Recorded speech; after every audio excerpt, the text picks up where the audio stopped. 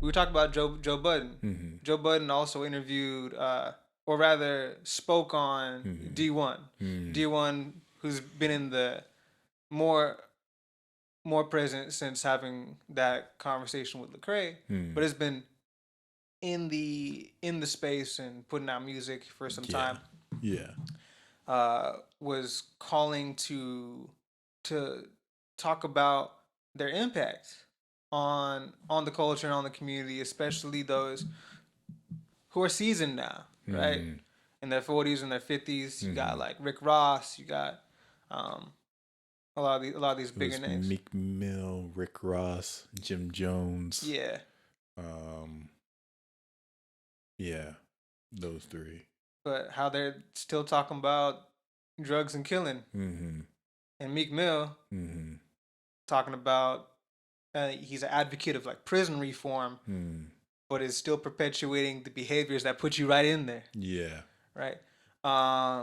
And Joe Budden had some words to say to D Wood for calling out some of these bigger artists and kind of accused them for clout chasing, as it were, which is kind of hypocritical. Very hypocritical. Not even kind of. It's very hypocritical. Yeah, you're right. And there's many things that Joe was hypocritical with other topics, but this one, it was just funny because he couldn't twist it around. I always watch Joe Budden to see how he like twists things.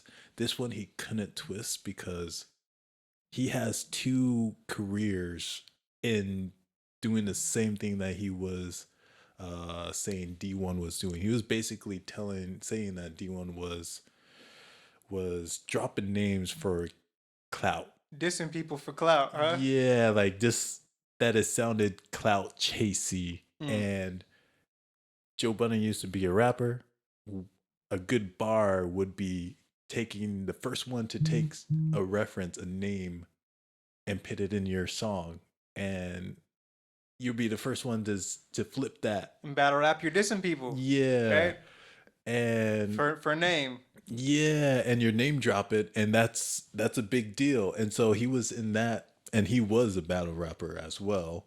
And so now he moved on to podcast where he's just dropping names. It's his whole livelihood. He's dropping names all the time for clout. Exactly. So, and to me,